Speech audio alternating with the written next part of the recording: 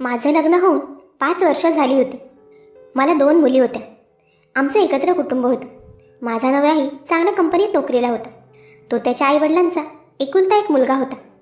माझी मोठी मुलगी 3 वर्षांची होती आणि लहान मुलगी 1 वर्षांची होती. माझा नवरा तसा माझ्यावर खूप प्रेम करायचा, पण गेल्या वर्षापासून तो माझ्यावर रागवला होता. तो माझ्या लहान मुलीला कधीही जवळ घ्यायचा नाही, कारण त्याला मुलगा हवा होता. पण मला दुसऱ्या वेळीही मुलगीच झाली, म्हणून तो माझ्यावर रागावला होता. माझ्या सासूबाई तर माझ्या दोन्ही मुलींना कधीच जास्त जवळ घ्यायच्या नाही. माझ्या मुलाचा जीव घ्यायला आले आहे त्या पोरी, असं त्या नेहमी माझ्या मुलींना बोलत असायच्या. माझ्या सासऱ्यांचंही वागणं तसंच होतं. माझा नवरा स्वभावाला चांगला होता, पण तो नेहमी त्याच्या आईच्या मागे असायचा आणि त्या नेहमी त्यांना काही ना काही सांगत असायच्या. माझ्या माहेरची परिस्थिती एवढी चांगली नसल्यामुळे मी माहेरी जात नव्हते. मागच्या 5 वर्षांमध्ये 2 वेळा माझा गर्भपात केला होता, कारण त्या दोघंही मुलीच होत्या. माझ्या लहान मुलीच्या वेळी डॉक्टर म्हणाले होते की गर्भात मुलगा आहे. तेव्हा सर्व खूप खुश होते, पण मला तेव्हाही मुलगी झाली. तेव्हापासूनच घरातील सर्वजण माझ्यावर नाराज झाले होते. माझं आणि माझ्या नवऱ्यामधील नातं तेव्हापासून थोडं बिघडलं होतं आणि त्यात भर घालायला माझे सासू सासरे होतेच. आता पुन्हा मी गरोदर राहिले होते. 3-4 महिन्यांनी माझ्या सासरची मंडळी मला चेकअप करायला घेऊन गेली. तेव्हाही मला मुलीचाच गर्भ राहिला होता. मग पुन्हा यांनी माझं बाळ पाडलं आणि मला घरी घेऊन आले. माझा गर्भपात होऊन 1 आठवडाच झाला होता. एक दिवस माझे सासरे माझ्या नवऱ्याला चिडून म्हणाले की तू काही मुलाला जन्माला घालू शकत नाहीस, आता हे काम मलाच करावं लागेल. माझ्या सासूबाई सासऱ्यांना पाठिंबा देत होत्या आणि माझा नवराही त्यांना काही बोलला नाही. त्यावेळी माझ्या सासऱ्यांनी माझा हात पकडला आणि ते मला कुठेतरी घेऊन जाऊ लागले. मी त्यांना खूप विरोध करत होते, पण कोणीच माझं ऐकलं नाही. माझ्या मुलींनाही माझ्यापासून हिसकावून घेतलं होतं.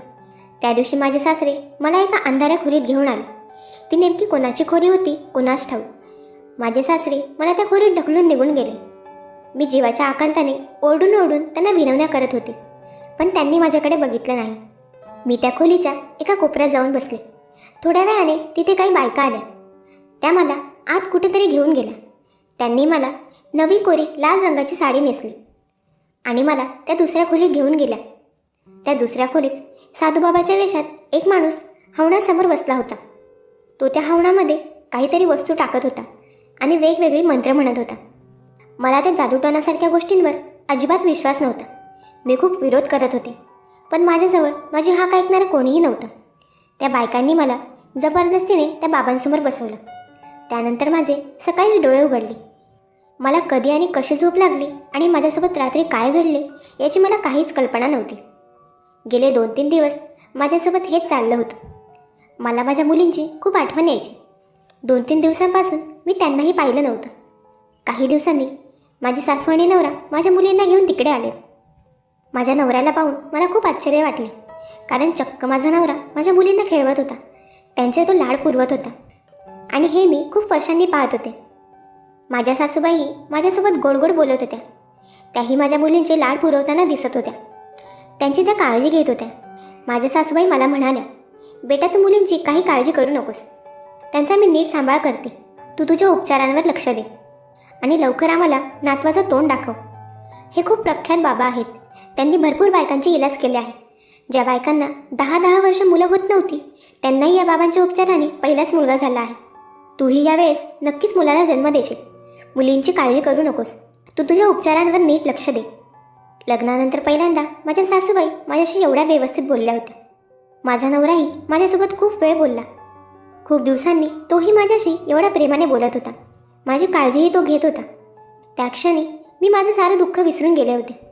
माझ्या मुलींना त्यांच्या बापाने आजी आजोबाने प्रेम द्यावे हीच माझी इच्छा होती आणि आज मला ते पूर्ण होताना दिसत होतं. माझ्या नवऱ्याच्या वागण्यातही चांगलाच बदल मला जाणवत होता. मला भेटून थोड्या वेळाने माझ्या घरची मंडळी निघून गेली. जाताना मला माझा नवरा म्हणाला होता की मी लवकरच तुला घ्यायला येईल. आता जरा मी टेन्शनमुक्त झाले होते. माझ्या मुलींबद्दल मला लागलेली चिंताही माझी दूर झाली होती. त्या त्यांच्या आजी आजोबा आणि वडिलांसोबत खुश होत्या. त्या दिवशी संध्याकाळी मी बाहेर बसले होते, तेव्हा काही बायका माझ्या जवळ आल्या. त्यातल्या काही माझ्याच वयाच्या दिसत होत्या. त्या म्हणू लागल्या की आम्हालाही या बाबांच्या उपचारानेच मुलगा झाला आहे. त्यांच्या त्या उपकारामुळे आमच्या संसारातील आनंद परत आला आहे. त्यांचे ते उपकार आम्ही कधीही फेडू शकत नाही. म्हणून अधूनमधून आम्ही बाबांच्या दर्शनाला येतो. माझा तर तसा त्या बाबांवर विश्वास नव्हता, पण त्या बायकांचं बोलणं ऐकून आणि माझ्या घरातील मंडळींच्या चेहऱ्यावरचा आनंद पाहून मलाही जरा त्यांच्यावर विश्वास बसत होता. थोडा वेळ माझ्याशी बोलून त्या बायका तिथून निघून गेल्या. मी माझी एकटीच काहीतरी काम करत बसले होते.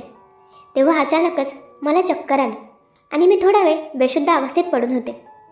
जेव्हा मला जाग आली तेव्हा मी तिथल्या एका बेडवर होते. माझ्याजवळ एक महिला बसली होती. मी तिला विचारलं की काय झालं आहे, मला मी गरोदर राहिली का? तेव्हा ती महिला म्हणाली की मला काही माहीत नाही, चेकअप केला आहे, थोड्या वेळाने कळेल काय झालं आहे ते, तुम्ही जरा आराम करा. मी आतल्या आत खूप खुश होते, कारण मला माहीत होतं की मी नक्कीच गरोदर असणार. माझा नवरा ही बातमी ऐकून खुश होईल. बाबांच्या कृपेने मी लवकरच मुलाला जन्म देईल. काही वेळात एक महिला तिथे आली. ती मला म्हणाली की या गोळ्या खा, तुम्हाला नॉर्मल अशक्तपणा आला होता म्हणून चक्कर आली, या गोळ्या घ्या, बरं वाटेल. मला वाटलं होतं मी गरोदर राहिले, पण नाही, तसं तर काहीच नव्हतं. मग मी त्या गोळ्या घेतल्या आणि थोडा वेळ झोपी गेले.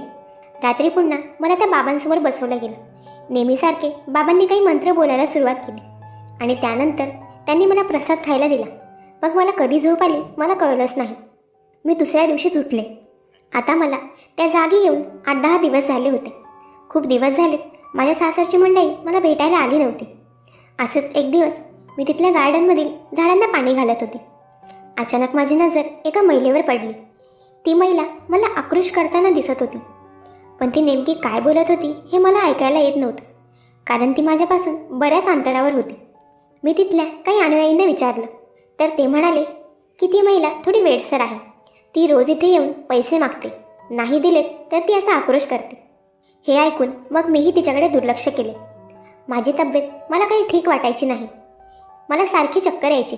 अशक्तपणा आता मला नेहमीच जाणवू लागला होता. एकदा मी असंच त्या मठात फिरता फिरता एका खोलीजवळ पोचले. तिथे एक महिला खिडकीत बसली होती आणि तिच्या रूमचा दरवाजा बाहेरून लॉक केला होता. ती खिडकीत बसून रडत होती आणि ही तीच महिला होती जी त्या दिवशी आक्रोश करत होती. पण ही तर इथली नाही आहे, मग हिला असं बंद का करून ठेवलं आहे मला समजत नव्हतं. मी तिच्याजवळ गेले व तिला विचारलं की काय झालं, तू अशी का रडते आहेस? तेव्हा ती म्हणाली, ही जागा खूप वाईट आहे, हे सर्व लोक ढोंगी आहे, या लोकांनी माझं आयुष्य बर्बाद केलं आहे, तू पण इथून पळून जा. ती बोलतच होती की तेवढ्यात तिथला एक अनुयायी तिथे आला व तो त्या बाईला शांत करू लागला. पण तिचं बोलणं मला थोडं विचित्रच वाटलं होतं. मलाही जरा शंकाच आली. त्या दिवशी रात्री जेव्हा मला बाबांसमोर नेलं तेव्हा मी त्यांनी मला दिलेला प्रसाद खाल्ला नाही. मला बघायचं होतं की हे लोक असं काय करतात. जेव्हा तिथली एक महिला मला तो प्रसाद द्यायला आली तेव्हा मी तो घेतला, पण मी तो खाल्ला नाही, फक्त खाण्याचं नाटक केलं. त्या दिवशी मला रोजच्यासारखी लगेच झोपही आली नव्हती. म्हणजे नक्कीच त्या प्रसादात काहीतरी मिसळून ते मला देत होते आणि त्यानेच मला झोप यायची. तर मी तेव्हा झोपेचं नाटक केलं आणि पडून राहिले. मला जाणवत होतं की काही लोक मला उचलून कुठेतरी नेत आहेत. ते लोक मला एका रूममध्ये सोडून गेले. त्या रूममध्ये वेगवेगळ्या रंगाची लाईट होती. तो रूम मला जरा विचित्रच वाटत होता. थोड्या वेळाने मला तिथे कोणीतरी येताना जाणवलं. मग मी पटकन जाऊन त्या बेडवर पडून राहिले. काही वेळाने कोणीतरी माझे कपडे काढत आहे हे मला जाणवत होतं. मी तेव्हा डोळे उघडून पाहिलं तर समोर तो बाबा होता. मी जोरात ओरडले आणि त्याला मी लांब ढकललं. मी त्याला म्हणाले की तू माझ्यापासून लांब हो. मी माझ्या सासरच्या लोकांना तुझे सर्व कृत्य सांगेल, तुला मी सोडणार नाही. तेव्हा तो बाबा म्हणाला की ज्या व्यक्तीने तुला इथे येऊन सोडलं ती व्यक्तीही तुझ्यासोबत रोज हे सर्व करते आणि तुला समजतही नाही. हे ऐकून तर मला धक्काच बसला होता. माझे सासरे माझ्यासोबत असं करतील याचा मी कधी विचारही केला नव्हता. त्या ढोंगी बाबाने माझ्यावर तेव्हा जबरदस्ती केली. त्याने माझं एकही ऐकलं नाही. त्या बाबाने माझे व्हिडिओ काढले होते. त्याने मला माझे सासरे माझ्यासोबत त्या सर्व गोष्टी करत असतानाचाही व्हिडिओ त्याने मला दाखवला. मला तर खूप अश्रू अनावर होत होते. मी मदतीसाठी खूप ओरडले, पण कोणीही माझ्या मदतीला आलं नाही. माझ्याजवळ तिथे मोबाईलही नव्हता. काही दिवसांनी मला माझा नवरा भेटायला आला. मी माझ्या नवऱ्याला हे सर्व काही सांगितलं, पण तो माझं ऐकायलाच तयार नव्हता. मी त्यांना माझ्या सासऱ्यांचीही कृत्य सांगितले. तेव्हा माझा नवरा म्हणाला की त्यांनी जे काही केलं असेल ते माझ्या चांगल्यासाठीच केलं असेल. मला काहीही सांगू नकोस. तू मला मूल देऊ शकणार नसशील तर मला तूही नको आहेस. तुझ्या मुलींनाही मी विकून टाकेन. मी माझ्या नवऱ्याला म्हणाले की मी तुम्हाला मुलगा देईल, प्लीज मला आणि माझ्या मुलींना सोडू नका. काही वेळाने माझा नवरा तिथून निघून गेला. मला समजलं होतं की माझी आणि माझ्या मुलींची कोणालाच पडली नाही आहे. आता मला माझं सक्षम व्हायलाच हवं, नाहीतर हे लोक माझ्या मुलींचेही असेच हाल करतील.